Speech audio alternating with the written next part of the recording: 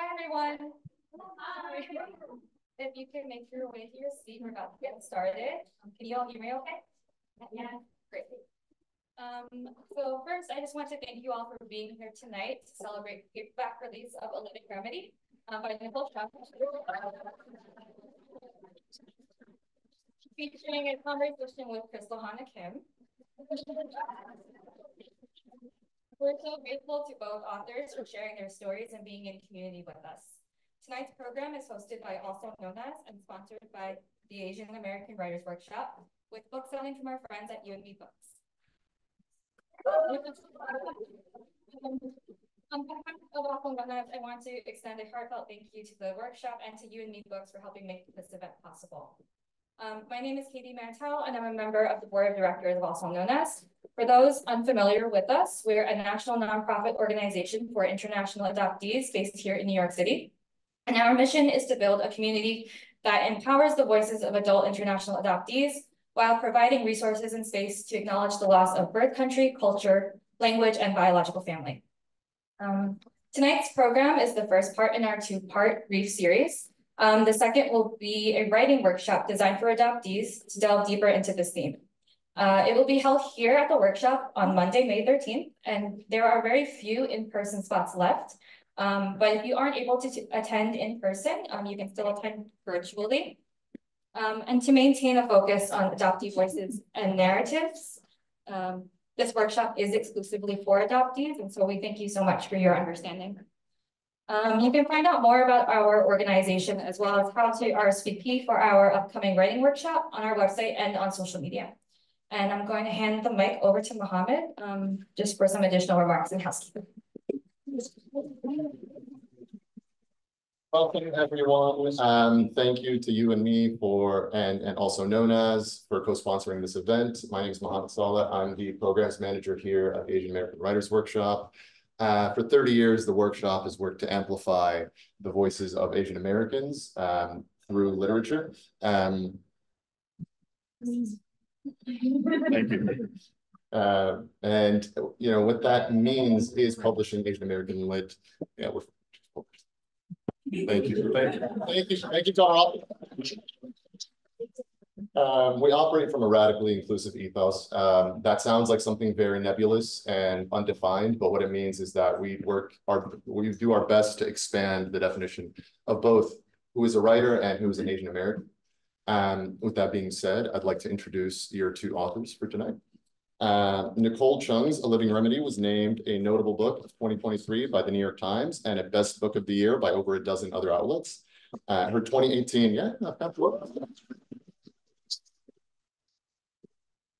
when the spirit takes hold, just go with it. Her 2018 debut, All You Can Ever Know, was a finalist for the National Book Critics Circle Award, a semi-finalist for the PEN Open Book Award, and an Indies Choice Honor Book. Nicole's writing has appeared in the New York Times Magazine, Time, The Atlantic, and many other publications. Give it up for Kate.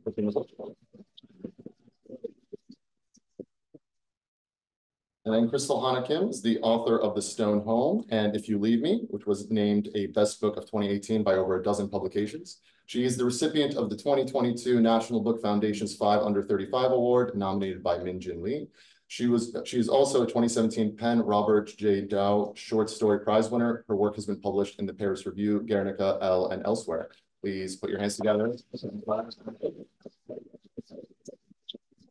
Thank you all so much for being here.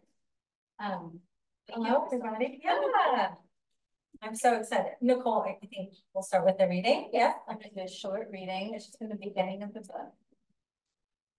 I can picture her, one pale freckled cheek resting on the yellow floral patterned pillowcase next to mine. Warm brown eyes half lidded with sleep as she listened to me talk. She was often tired in those days. After walking in the door, she'd greet me, drop her purse on a chair, and then go lie down for a while before dinner. Sometimes I'd follow her down the brown carpeted hallway to my parents' room, the second door on the right, across from mine, and chatter at her from the doorway or my dad's side of the bed. She would respond now and then, ask me the occasional question. If she fell asleep, I'd tiptoe away, When I was little, we'd sit side by side while she told me stories about her girlhood, taught me my prayers, got me started on early cross stitch and crochet projects, and read me stories she loved. A Little Princess, Anne of Green Gables, Pride and Prejudice. By the time I was a senior in high school, I was mostly just looking to talk, to tell her about my day, tests I had coming up, school musical I wanted to try out for, plans my friends and I had made for the weekend. I probably should have known to leave her in peace. She wasn't in good health then, which I didn't fully understand. No matter how exhausted she was, she never sent me away. I wonder if she ever thought about how soon I'd be leaving as the two of us lay on that squeaky old mattress, late afternoon sunlight filtering through the sheer brown curtains above us. I wonder if that's why she always let me gab when she got home from work, why she didn't tell me to go and let her rest. Soon, we'd no longer be sharing a roof, and she wouldn't hear much about my individual days. Only the sum total of whatever I could remember after a full week of classes and papers and books and dining hall meals. On a Sunday afternoon phone call made with one of dozens of calling cards she mailed to me. We would still belong to each other, but we would come to know one another differently in separation, in parting after parting. I didn't know what it would mean to leave, wouldn't begin to grasp it until my last night in my little blue childhood bedroom a few months later, when I found I couldn't sleep for terror and wonder.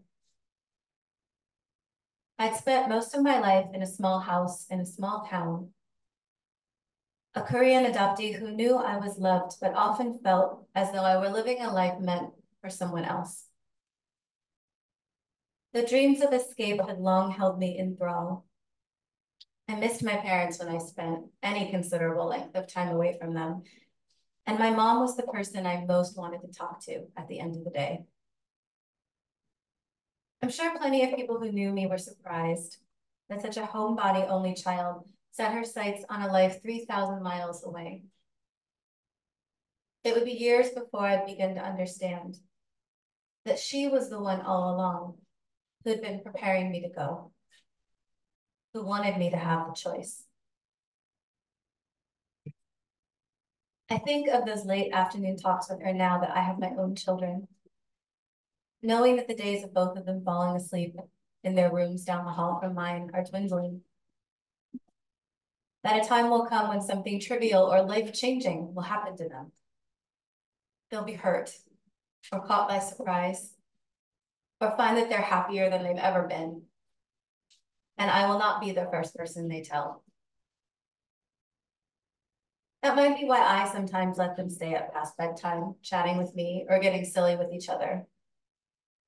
Why even the brightest moments on the best of days can crack my heart wide open.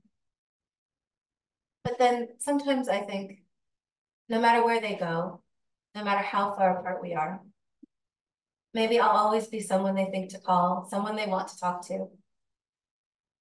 Because my mother's far beyond my sight, beyond the reach of my voice. And not a day goes by when I don't think of something I wish I could tell her.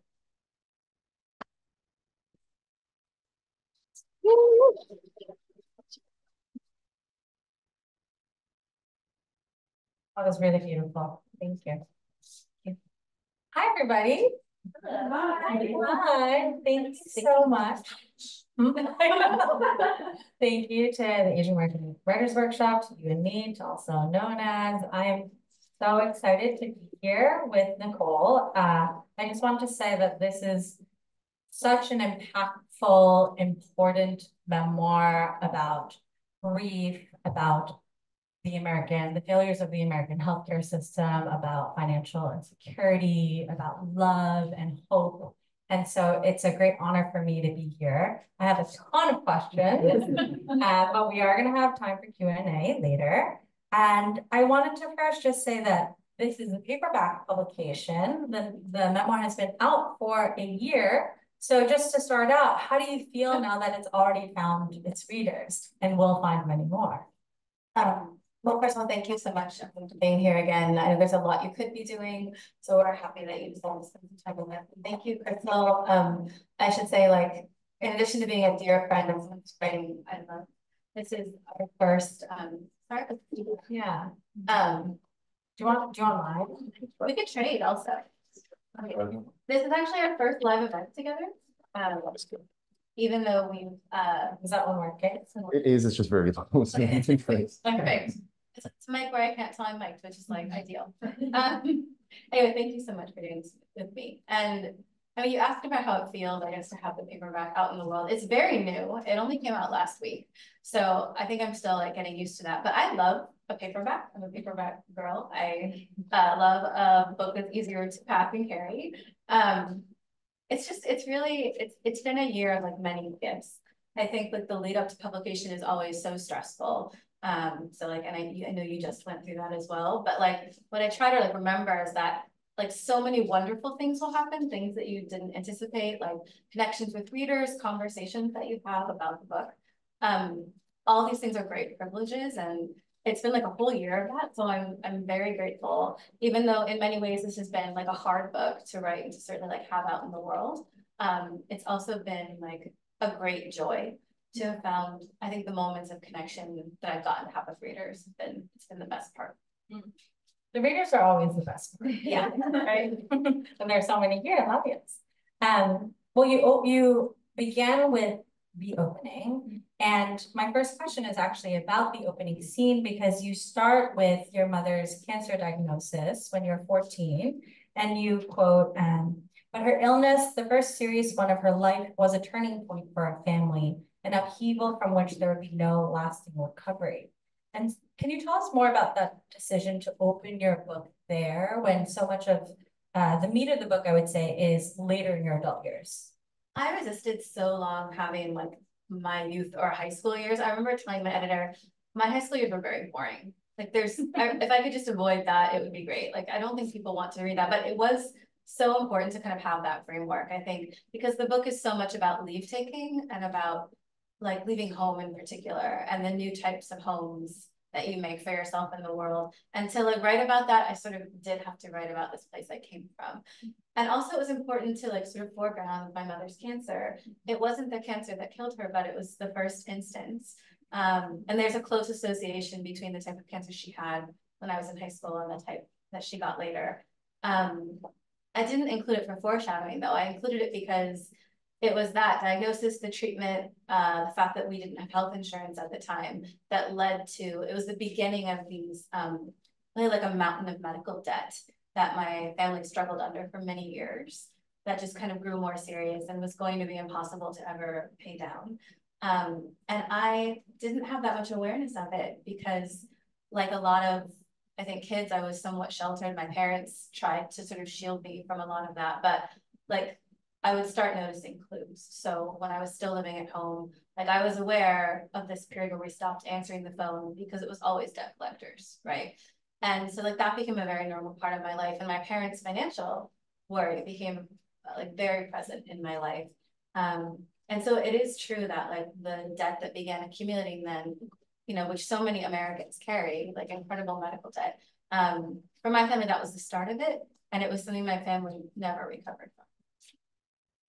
So that the financial precarity and how it is tied with the failures of the American healthcare system, that is such a prominent theme in the book, as is grief, as is leaving home. And I'm just curious, as a writer, especially as a fiction writer who is just in awe of nonfiction writers, do you already know the themes that you're going to explore when you start a book?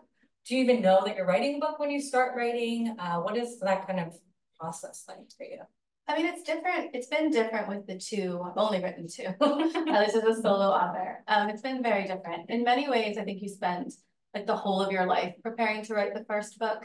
And maybe that's true whether it's fiction or not. See, I see you all nodding. You know what I'm talking about. Your whole life is building up to that. And that's what all you can ever know is for me. Like, it was something I had been thinking about like writing very specifically for 5 years by the time it was published. But even before then, like how did I prepare for that? It was my life. It was the story of being an adoptee and then what happened when I decided to search for my birth family. It was also like a lovely, very, I say this like self-contained story in a way, very easy to define. I remember writing that book and sort of holding up memories and thinking through the themes and what it would be. And just, if it didn't so closely relate to adoption and the search specifically, it kind of didn't fit in that book. There was a lot I cut, and some of it I ended up exploring in A Living Remedy. Because I was like, this is important. It's important to me. Like, these themes are things I want to write about, and these are questions I have, but there was no way for them to fit in that book that was so hyper-focused on like my adoption experience and my search. But A Living Remedy like did change a great deal just because I sold it, let's see, like in 2019. It was not long after my father had passed, and his death was really sped by, like, as we've been talking about, like gaps in the safety net and like not years of precarity and not having access to healthcare, all of that. And I knew the book I was going to write would deal with grief, and it would also grapple with these like systemic failures that contributed to his early death, the way they contribute to so many people's illnesses and deaths in our country. But I did not know that my mother's cancer was going to come back at that point. And so when it did, I mean, it seems strange and like secondary to say I put the book down. Like, the book had to change, but I also just didn't work on it for like at least a couple of years while she was sick. And when I felt like sort of called back to it, and I knew I'd have to figure out what this book was going to be, if it was going to be, I knew I had to find a new way in, because it was no longer going to be just the story of like losing my father very young and grappling with that grief and with the structural failures that contributed. Like, it was also in some ways a pandemic book, and a book about losing my parents within 2 years of each other, and about adoption and grief and like how those things intersect for me. And I didn't know how to do it. Like, it was terrifying. I think eventually what led me back to it like was my mother, and really our relationship. It is the foundation of this book. I think like that's what gives the book its shape and its form and its purpose. It was really kind of her leading me back into this story in the same way when she was alive, that she was such a bridge between my father and me, and then continued to be that after his death. Like, I think she and like our relationship and what it meant, it was so foundational for me, and that's kind of what allowed me a way back into the story. Yeah, you begin and end with your mother. Yeah. And you can really feel that she's the heart of the book. Something that I admire so much about Nicole is how in your writing, you can start with such specificity and anecdote that is very personal to you, but then you widen this lens, zoom out to make a declaration or ask a question about a social problem that we should all be considering. For example, there's a section where you and your friend are talking about your father's death, and she calls it a common American death.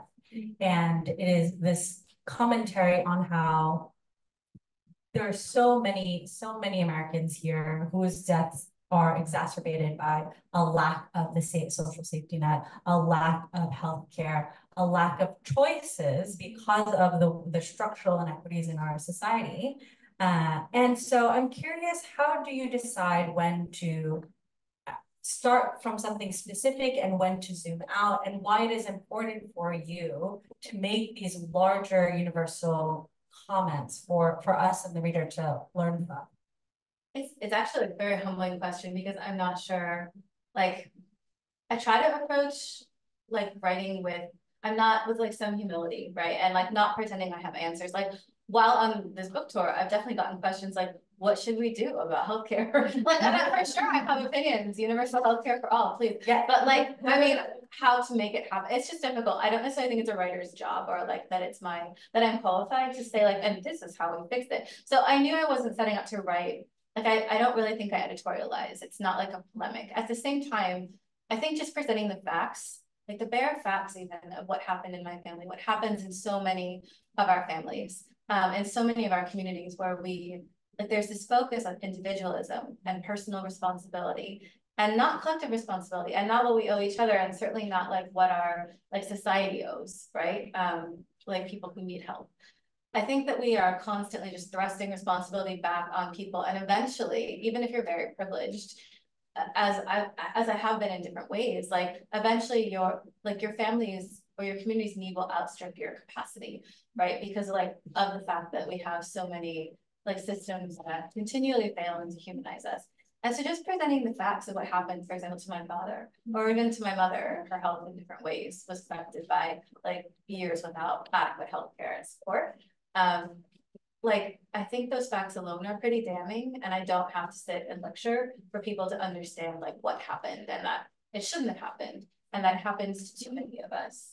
But I really, you know, as for like how I decided, I mean, it just felt like being honest. It felt like I couldn't really be honest about my own grief without talking about like what it meant to grieve for my parents, knowing like the ways that they've been failed, or what it is like to grieve under capitalism in this country, a system that is also constantly dehumanizing.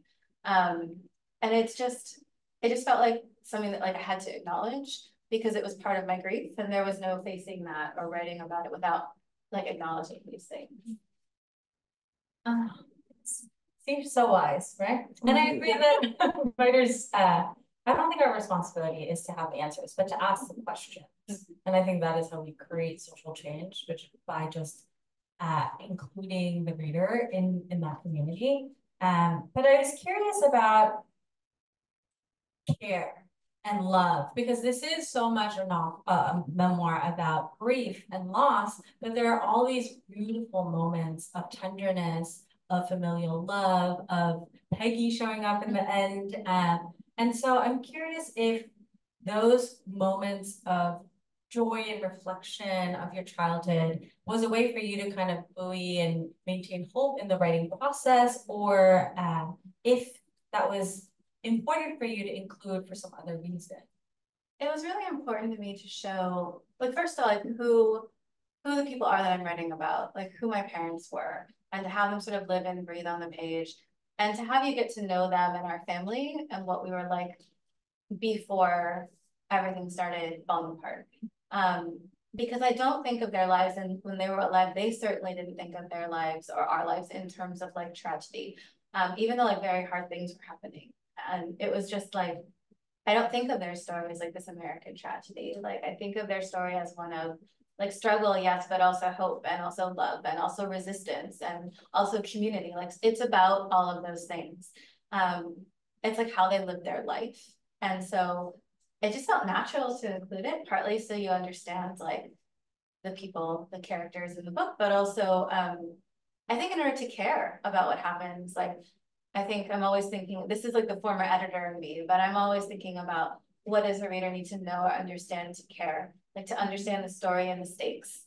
And you need all that stuff. Like they have to be fully human, and there has to be more than like unrelenting struggle or grief, because that's not all life is. You know, there's so many other things. I wanted to purposely, though, knowing it's an intense book, I did want to build in ways that felt organic and like real and honest, like moments where a reader can breathe or laugh. Like there is like humor in the book, and that was important to me. Partly because it was like how my family has dealt with hard things forever, but also like because it was real, it was there, and it's part of our story. But I think often like readers do need like those moments to kind of gather and like take a breath. And so I was looking for places in the narrative to provide those like almost respite moments. I mean, your parents they sound like very funny. You know, always cracking jokes. Yeah, very like sarcastic too, very dry. Yeah. A question that I get that I never have a good answer to, but maybe you will. Well, when you're writing about difficult subject matter, how do you maintain your own optimism or a sense of positivity? And I'm curious if you do, or how you do, or if it is easy for you to write and then kind of leave that in its space and go on with your daily life. And again, it's like so different, and maybe you experienced this too between book 1 and book 2. I imagine it was different for you because like with your second, you were like busier and you're teaching and you have children, and it's just very different. With my first book, I was writing it like frantically in the margins, evenings, weekends, like whenever I could, while working like a full-time plus sort of job. And with A Living Remedy, I started out writing it that way and then realized I would never ever finish and had to quit my job. So I mean, I had to like really sink deep into the world of this book. And it was also this strange time. I wrote the entire book during like the pandemic. I mean, which of course is ongoing, but the part of the pandemic when we were not going anywhere, that we were not doing this. And so my life, I felt like I was grieving and I wasn't going anywhere and my world felt very small. And it was like me and this book and my family and my dog. And in some ways that was really hard because I never really got a break. I was like living the book and like living the writing. But in other ways, it was actually wonderful because I had the ability to just kind of hyper focus. And the pandemic, at least for me, and in grief too, I experienced this. It was almost like all the extraneous parts of life for a short time got like burned away. And I was left with like the essence of what mattered to me. Like I was thinking all the time, every day, about what's truly the most important to me. Like I was really thinking, what are my priorities? And they were changing. I think that happened to a lot of us possibly in those years. And I think if you've gone through personal grief, that can also be an experience that can be incredibly clarifying in some ways when it comes to what's important.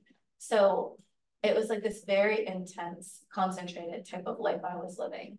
And the book was never far from my fingertips. It was never far from my mind.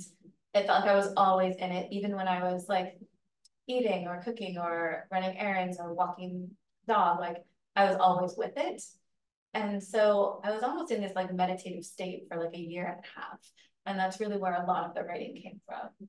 So in some ways I feel very lucky, you know, not for the things that happened, obviously, or happened to all of us, but the fact that I had that time to focus, because for me, it was very good for my writing practice. I'm not sure it was good in lots of other ways for me, but in terms of the book, it wound up being very like clarifying at the right time.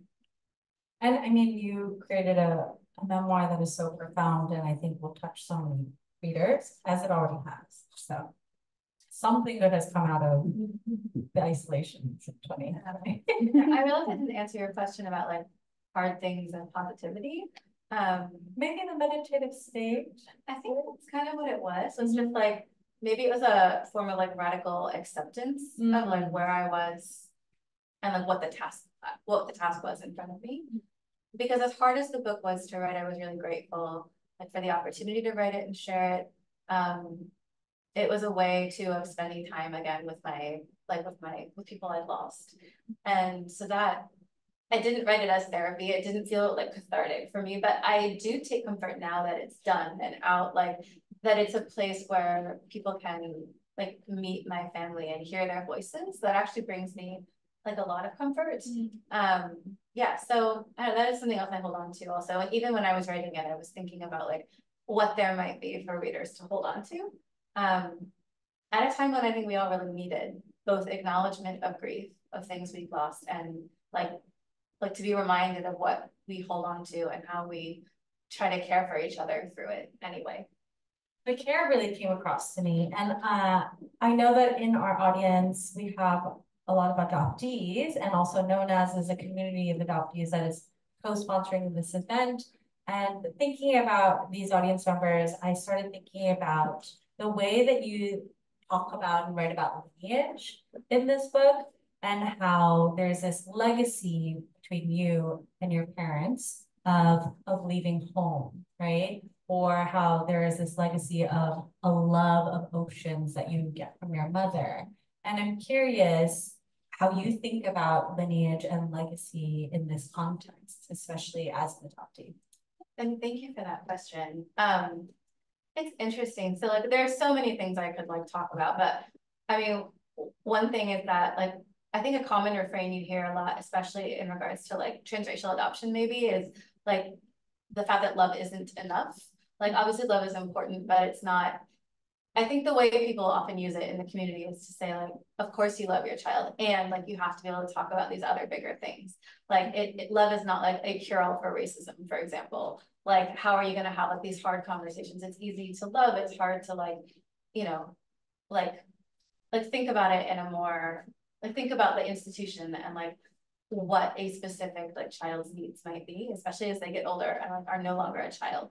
And I find it kind of, I mean, I still think about that and I agree that it's true. And as I was writing this book, I kept thinking like my parents were always so fixated on the fact that like our love was the most important thing. And there were times when I agreed with that, and there were times when like it was something I struggled a bit with. And like, but so much of this book comes down to that. Like, and I hope in a way that doesn't gloss over the complexity. And I try to like continue to be very honest about like my adoption and our relationship and like the complications and how we talked about and didn't talk about them. But like ultimately what I am left with and what I think their greatest legacy to me is love, but also like deep acceptance. The fact that they saw and accepted our differences, the fact that they accepted that I saw my adoption differently than they did, that I saw my relationships like within my adopted family differently than they did. For a long time, it was so important to me. I was like, I want you to agree with me. Like we should be on the same page. We never quite got there. We were never occupying the exact same ground. But I think what they eventually were able to see is like, and do was like to truly accept and validate whatever my experience was, like whatever my feelings were about it. Even when I disagreed with them, they were like, okay, like, and it was not something they rejected. So I think about that acceptance. I think about that faith. And that I think that is a really important lineage, because it can be easy to love when you agree with someone, and it can be harder when you disagree. But I think they really tried to kind of persist in that complexity, in the ways we didn't agree or see like adoption or race eye to eye. They got to a point where they never challenged like my perspective on it or my experience. And it's actually like a very profound lesson, and something I try to think about like as a parent myself, but like I don't define my children's experience, like would never want to. If they tell me something about it, I will believe them and believe that's true. I think that's a place where we got to, and I think it's a very powerful legacy. That's incredible. So you're carrying that on with your children. Like trying, yeah. I mean, yeah. It's difficult. But I mean, that's so beautiful. And it did seem like your parents were very accepting of the difference between you two, which I don't think all parents are like that. And I found when I was reading it again in preparation for this, I found myself kind of like leaning towards your parents for advice in some ways. They would find that very comical. I find it a little fake, but I think this as a parent a lot, and just like in general, how quickly some people are to reject that which they can't immediately relate to or understand. It's so human. I don't want to say it's understandable because I don't agree, but like you see that over and over, and you see it between like members of community, and you see it sometimes between parents and children. So I think like one of the harder tasks I imagine for any parent as their child gets older is like fully seeing and accepting them on their terms as like the person they are, and not the child that you remember, not the person that you thought you were raising, but like the person they actually are. It sounds so basic, but I think it's something a lot of people truly struggle with. And it takes a great deal of trust, I think, to be able to do that. So yes, I'm hoping I can be a parent like that. Yeah, but I feel it's probably not as easy as some people make it seem. I think it sounds really good. Well, actually, can I ask you about the title? Sure. I know that you, the memoir ends with a reveal of the poem where the title comes from, but I'm curious as a writer, if you wrote that scene and then decided that the title would be A Living Remedy, or vice versa. Titles are so tricky and so difficult, so I'm just really curious how you got there. Oh, the title's the last thing. I mean, I think I had gotten through like, I mean, not copy edits to the publisher, but like I had edited the book several times, and it was still like, title? Question mark? And so there is a scene toward the end where I'm remembering a poem by Marie Howe, genius, and no one writes about death like poets. And like, I don't think anyone writes about death like Marie Howe. It's called like What the Living Do, and it's a beautiful poem. And it's so much about like survival and grief, which it really speaks to me on that level. But the title of A Living Remedy is actually from a different Marie Howe poem, which I quote in the epigraph. It's from her poem For 3 Days, and the line is, because even grief provides a living remedy. It's really beautiful. It's one of the very last pieces of the book that came together. I emailed Marie and like, you know, fangirled. And then I was like, I would love to use this like little snippet from a poem if it's okay. If it's not okay, I wouldn't have done it. She very graciously allowed me to, so I'm super grateful for that. But I love the title A Living Remedy because, I mean, it has life in it. I knew I didn't want a title that was like just about death or just about loss. I wanted something that kind of spoke to the after, because that's the part that you live in. Like you incorporate the grief into your life, it's part of you, and then you go on, at least for some period of time you go on. And I thought it spoke so beautifully to that. So yeah, I was thrilled when she said yes, and honestly so relieved because I did not have a title up until that point. And it's really beautiful. It's not a title I think people immediately understand, so but I really love it. It's a perfect title. I'm gonna ask one question and then we're gonna go to Q&A. So start thinking about your question. Good question. Yes. Very important job. Get ready. So I guess for my last question, I will ask, what do you think you will take with you from writing this book into the writing of your third book, whatever it may be? Well, that's a good, hard question. I'm stalling a bit. So tricky. I mean, one of the gifts I think of memoir as a genre is that sometimes through writing it, you discover, I'm not saying it's therapeutic, I don't write as therapy, but by the time I write public consumption anyway, it's not like for me in that sense. But I do think the genre, one of the great strengths of it is that it allows you to find compassion for like other versions of yourself, for former versions of yourself. It's like, I mean, I don't know, if it's a requirement of it, basically it just happens. And so I think I discovered like a lot of tenderness and love and acceptance for like versions of myself that I don't think about very much anymore. Like that, like very scared high school student who did not understand what was happening in her family, like didn't really have the vocabulary for like lots of things that were going on, but like wanted to take care of her family and believed she'd be able to. And like even the person I was grieving my father when I felt like so lost and honestly didn't want to keep going. Like I think I found a lot of compassion for who I was in times when I felt very disconnected from myself. And I am grateful for that, you know, which is not to say, you know, it can't take the place of therapy or something, but it was really meaningful to realize that I think writing any book can change you, but I think that's one of the gifts that writing A Living Remedy gave me in particular. Compassion for yourself, compassion for others. I think that's really beautiful. Questions? Yeah.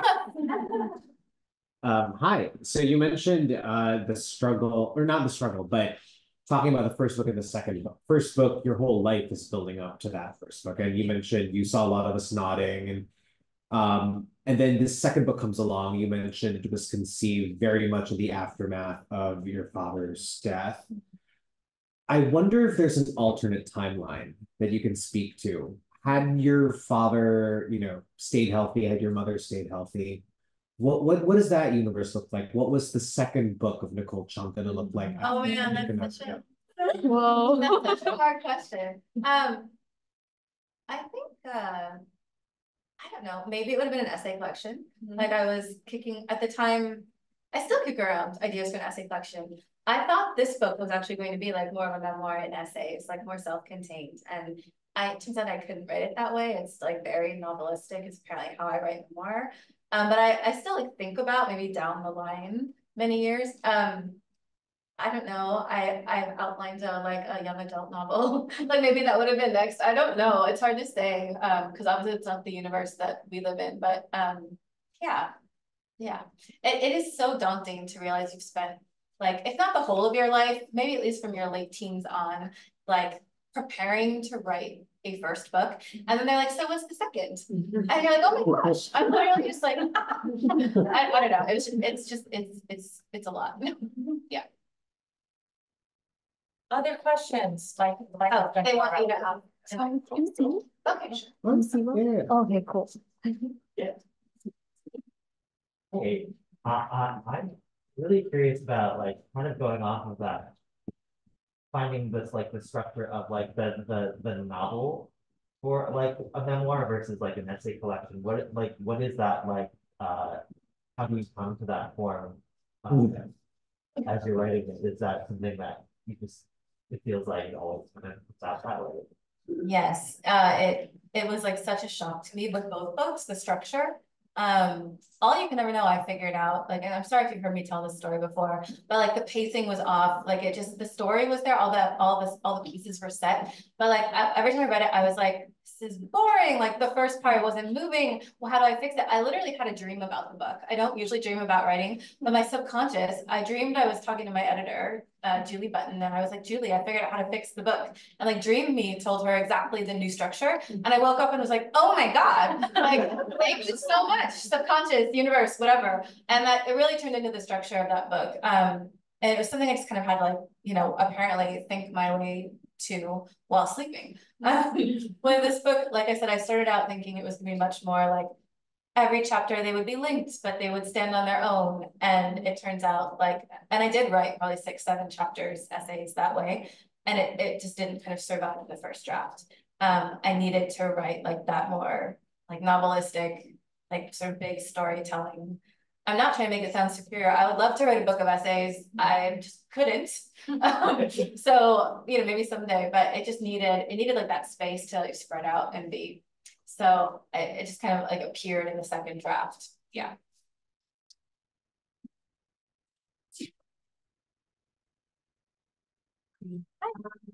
I just like read the book and I don't know any like outside details of anything else or interview. So just wanted to say, as a person that wasn't adopted, there's just so much of your book that you can connect to. I lost my dad before I was a year old, so there's a lot that you don't know. And so there's things that you talked about that other people who are not adopted also connect to. And I was fascinated. You spoke so beautifully about your parents and had no questions. Your adoption, on the other hand, has been like such a moment of curiosity. You break down your relationship with your sister and Cindy, and you know how it's grown and how she has, you know, added to your family. But you don't really mention your other sister as much. I mean, I think you explained how you feel about your parents, your biological parents, but I was just curious about your relationship. Yeah, I don't really speak a lot publicly, partly to respect my half-sister's privacy. So I'm sorry I can't really elaborate on that like tonight. But I mean, for the record, she is in the first book in the sense that she was one of the first people that made contact with me and was and has been like extraordinarily like gracious every time we've talked. But that relationship just kind of developed differently, and like the fact that she's not as much in the first book is very much me trying to respect like her boundaries and her privacy. So thanks for understanding.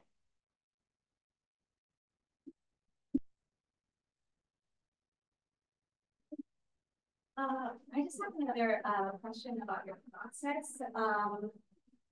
You know, you write, you know, it's a memoir, so then you're excavating some really hard and painful things.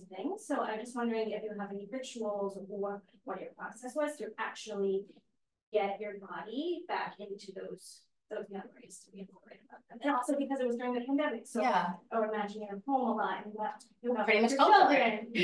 Yeah. Yeah. So you also all the other stuff going around, but to actually, you know, do the work to remember these things. Yeah, thank you for that question. Like my terrible first drafts always include like me like saying what my feelings are. But when I go through to revise, like one way I sort of sink back into those moments, which is really hard to do, is like I try to remember how a certain moment felt like in my body, and I try to describe it physically. So and it's not just because it's not interesting to write I was sad, but also like that it's that process of remembering like that like almost like that making that memory physical and like thinking like deep, doing that deep memory work that helps me write about it and access the emotion and be in that place. And also like makes it so I can climb back out of that when I'm not writing, if that makes sense. Like I'm giving that moment and like that memory, that body memory, it's due, and then like I can kind of, not that you're ever like completely cut off, but like I figured out how to sort of separate myself when I needed to in order to like get through life. I am great at compartmentalizing. It's a skill and it's a curse. So I had to use that a lot actually when writing, but also just I think we all did in some ways to survive that phase of the pandemic. So yeah, there were, I mean, my husband and I were working from home, the kids are doing Zoom school, like it was a very weird time and a very hard time to be writing. And so I had to be able to kind of toggle in and out. But as I mentioned before, I think what helped me was that I was so deep in the book that it was always really easy to sink back in and then to kind of resurface. And I've never actually had a writing experience like that before, where it was so meditative and like integrated into the rest of my life. I don't mean for that to sound all woo, but it probably does. But for me, it was very conducive to like the creative process, just like, but yeah, it's for me, it's so much the physicality, like remembering really like how that moment, how those memories felt in my body. And that's what allows me to write about it.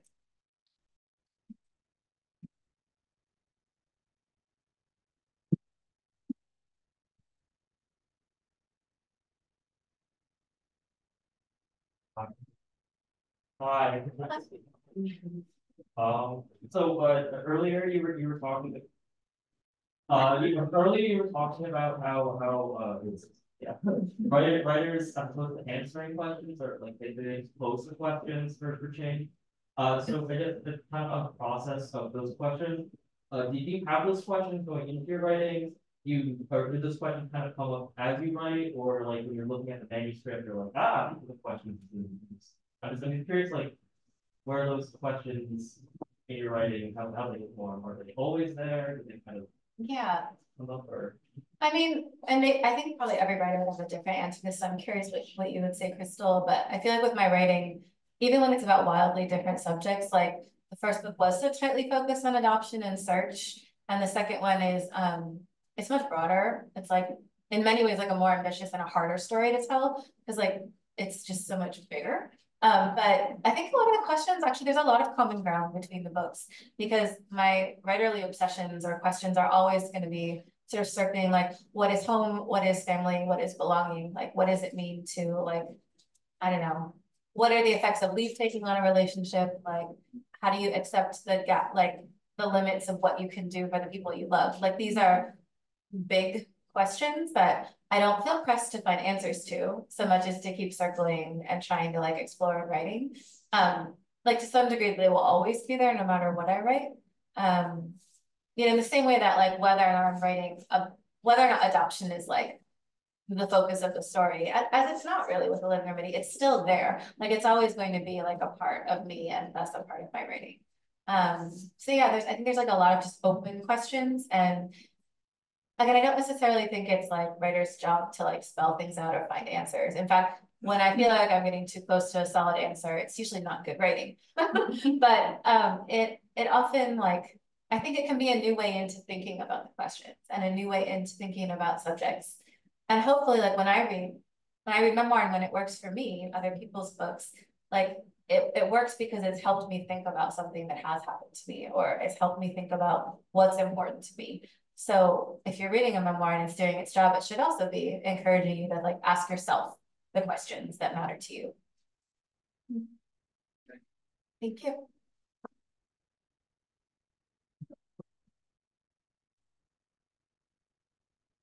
I recently completed a memoir and then submitted it to agents and then got really good feedback, and the response was structure, right? So off of the questions on structure, I had two questions for you. One was, the second time that you wrote it and you said you had this dream, you had like a structure in place, right? What exactly did you do? Like I'm in this phase of what I used to do is just more write naturally, whatever sort of came, and then I would cut and then add. And now I'm in this mode of like, maybe I just outline everything and be super sure before I start writing again. So that was question one. And question two was, like, how do you know when to cut what? Because I think in a memoir, especially, you know, you feel like a lot of things are important. So I'm just wondering, you know, the process that you went through for that. I'll start with the second one because it's easier. I love to cut, and this is the editor in me as well.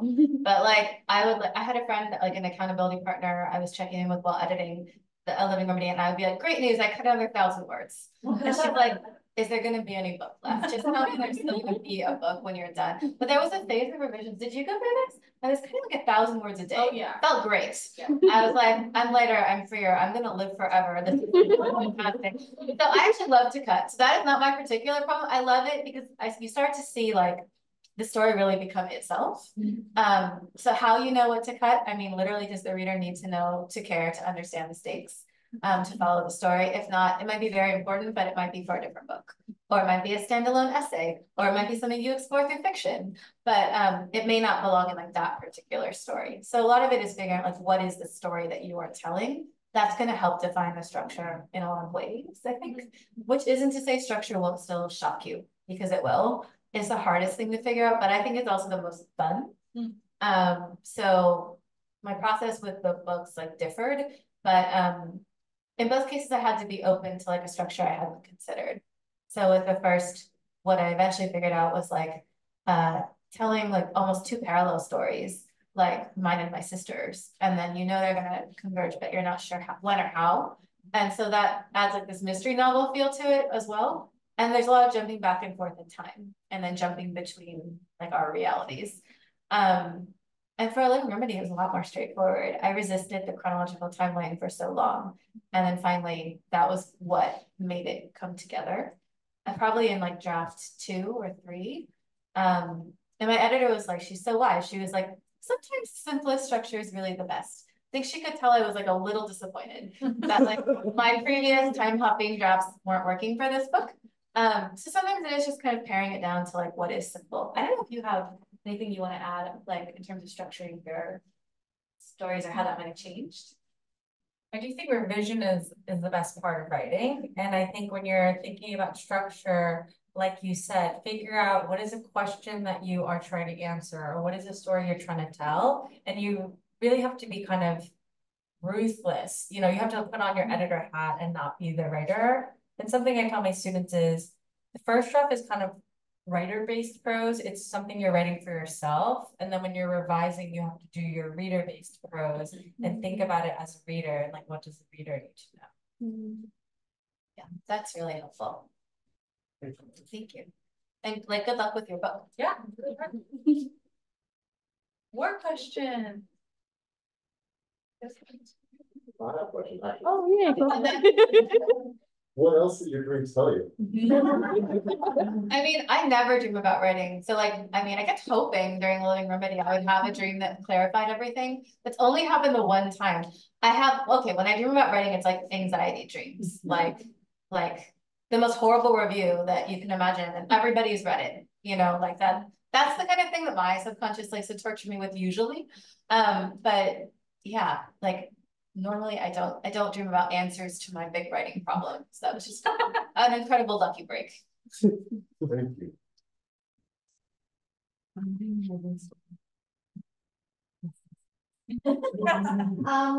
I guess I have two questions. In your writing and like trying to conjure up your memories and put your body back in those experiences, do you ever find gaps in memories and then you find yourself taking creative freedom to fill them, or maybe asking friends or somebody else to help fill those gaps?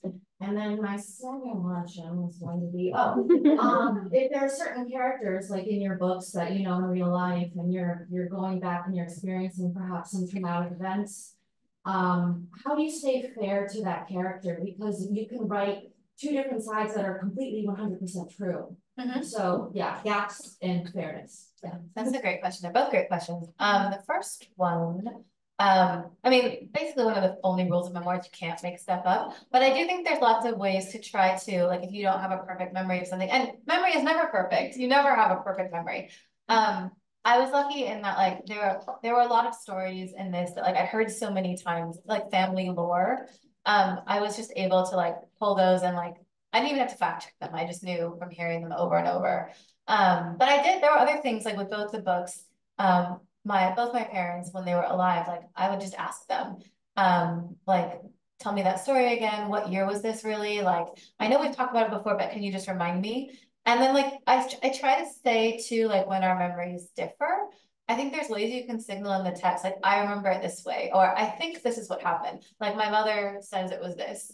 I think there's ways that you can be honest about what you don't know. And it doesn't take away from the narrative or act as a disclaimer. It's just allowing, like it's acknowledging the fact that it's a layered story and that there are other perspectives. And as for like the fairness aspect, memoirs a fundamentally unfair genre because like as the writer, you are the one holding memories up and deciding not only what stays and what goes in the book, but also like what it means. No one else, like there's no one else in my family who's gonna be like, I mean, they could, I mean, like all the best with that, if that's what you want to do. But like, this is my version of what happened. And so like by default, it is like one perspective. I can try to be inclusive and I think I do. I try to be as fair as I can. I actually find it adds to the narrative. It doesn't take away from the power for me to say like when experiences or memories or perspectives differ. But ultimately, like I'm only responsible for, I can only reproduce in its entirety, like my perspective. So what I always say is like, I'm giving you my view. It is like the most honest that I can conjure and the most complete that I can. It is like one view, one side of it. And there are like vistas you will not glimpse. And that's kind of like what you buy into when you read a book. You're always getting the writer's like perspective on the events. Yeah, it's like very unfair in that sense.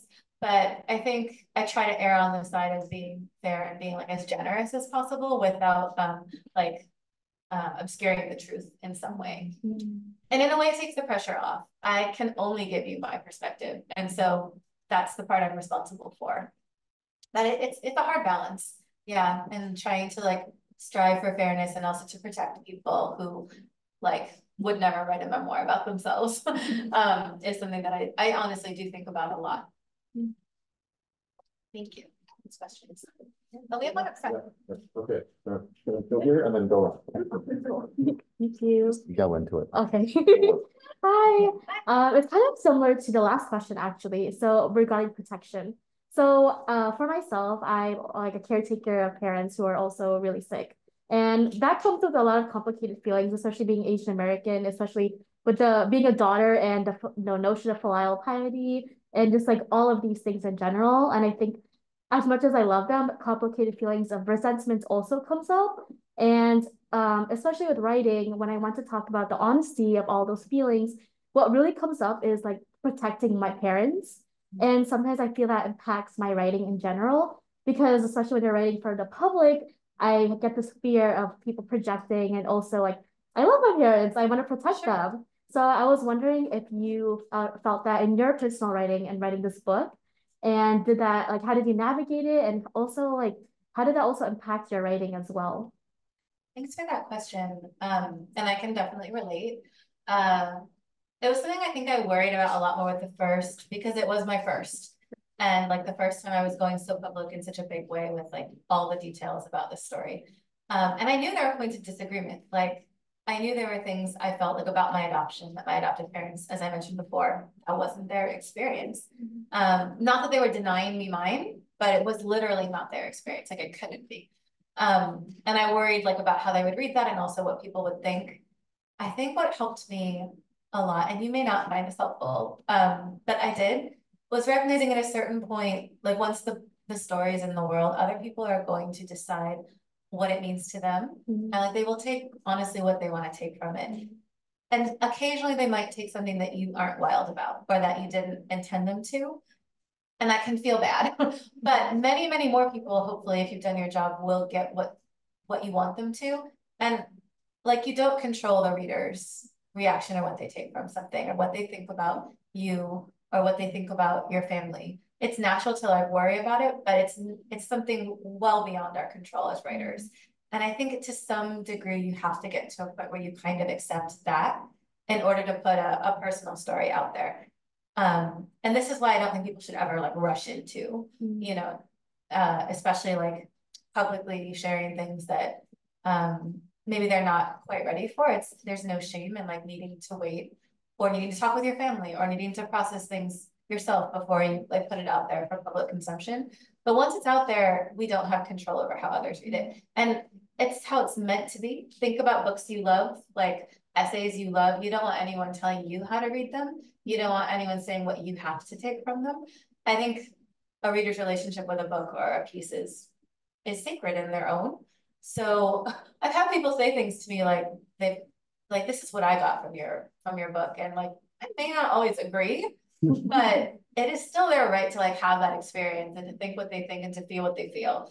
And so I've had to just kind of like accept that, but I don't know if that's helpful or encouraging. I think it is just like a fact of personal writing. And then like just I will say like in general when it comes to writing about personal things, like write the first draft, as Crystal was saying, you can write the first draft for you.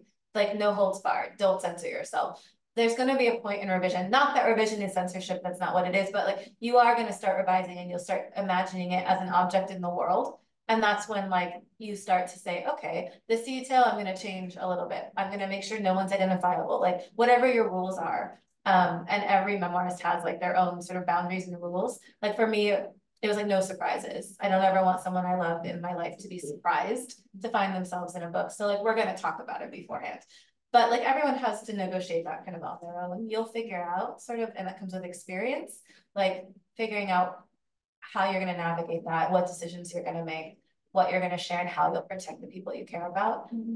It's just kind of like a thing that you in many ways figure out as you go. Thank you.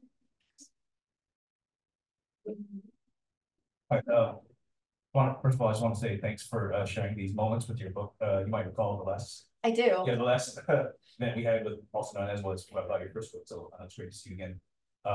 Second question was, I recall after your father passed, you were writing some notes, or you may have been writing in some magazines about kind of the grieving process, and you're kind of mentioning, I feel like a couple of times around that you didn't really feel like you knew how to grieve about it, or you weren't really giving yourself time about that. And of course, now you've written the whole book, and you probably spent more time thinking about your grieving than that most of us have. And so, just curious, what have you kind of learned about yourself in terms of your own grieving process? Yeah, thank you for that. Yeah, I think it was really hard. It's a weird thing to say that like I learned how to grieve sort of between losing both of them, but like my father's loss was like his death was the first. It was the biggest, like deepest loss of my life up to that point, and I just didn't know. Like it was such a shock to my system also that I just. It feels like trite to say I didn't handle it well, but I didn't know how to handle it. Like I was like, is this grieving? Being very depressed. Like I thought that was what grieving was. And in many ways, my depression at that point was like from trying to avoid my grief. But I thought this is just what it means to grieve. Like, I don't want to go on. Like, this must be what it is. I don't think that's necessarily what it is. I had to just kind of learn. And a lot of it was like just taking the time to not, and like letting myself like feel what I was feeling, even though it was painful, right? I'm sorry if this sounds obvious, but I spent a lot of time trying to not be in pain. It was just like unbearable. And I'm like, how can I avoid this? Is it through work? Am I going to throw myself into work? Is it through fixating on obsessing over taking care of my mother? I mean, then my mother got cancer, so I was pretty screwed there. Like, it was just like, there was no like cure for grief. I kept like looking in these different directions. There was just no alternative but to let myself have that pain. And I think it took a lot of like practice. I don't know, like what I've learned about it is just, there's just like no avoiding it. It's going to insist. Like, I think grief is one of those things that does insist, even if you keep putting it off. And I tried. So yeah, I know that like something happened between losing my father and my mother where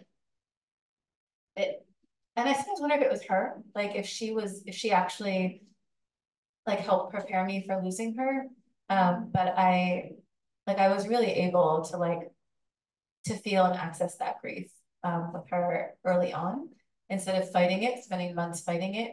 It was still the most painful thing I've ever been through, but there was some remedy, some comfort in being able to actually feel it and to name it.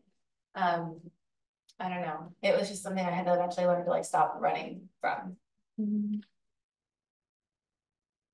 Hello, thank you so much for all your writings. As adoptees, it's always difficult to articulate our feelings, particularly to our parents. And since Mother's Day is coming up, I'm very curious to know what responses you have received from other adoptive parents. Adoptive parents? Yeah. Oh, well, some of them are very positive. And certainly had, you know, I feel very lucky in that I feel I've had a lot of really generous readers. And that holds true too with like many adoptive parents who've reached out. I've had like many adoptive parents buy the book for like their children who are still children. And they've said like, I'm gonna give it to them when they're older. Like, I really want to share it. That's incredibly meaningful to me. So those are like among the very good responses. And then of course, like I probably won't shock some of you, but there are certainly, and it's not just adoptive parents, to be clear, and it's certainly not all, but there are people who are like deeply threatened by the idea of an adoptee growing up and then having opinions about adoption that they can't quite understand or don't fully agree with. It's actually back to that thing we were talking about before, like your child just not just being your child, an extension of you or the person you always thought they would be, but like adoptees are so often infantilized, like childhood is forever thrust upon us. So there are definitely adoptive parents who've reached out to me and it's clear they still see me as like a child, even though I'm not their child. So like, I've gotten like also some feedback that's been harder. And I don't like want to like traumatize anybody by going into details, but some of it's quite unpleasant. I will just say like, I feel really thankful that I actually waited to publish All You Can Ever Know. Like I was not young when it came out. I was like 35, 36. Anyway, I had already dealt with a lot. I had done a lot of work and I had done a lot of work in my family and I knew who my family was, like birth and adoptive. I knew who loved me and who I loved. And so people coming up and accusing me of like disloyalty or not loving my adoptive family or not being grateful enough. I don't like hearing that, but that cannot hurt me. There's no way that can hurt me now. Like, I know who my family is, like, and I know how I feel about them. So there are times in my life where I think hearing feedback like that would have really devastated me. And by the time I published, I was not at that point. Like, I won't say I can always shrug it off, but it really doesn't have the power to hurt me anymore. And I'd honestly rather they take that out on me than on somebody who isn't in a position to deal with it. So, happy Mother's Day. Final question? Final question, anybody? I have a question. I think I'm pretty loud. Can everybody hear me? I think if you speak into the mic, it lets people online hear. Okay. It actually pulls a little bit from this answer. It comes from a very different place, and also an earlier answer that you gave.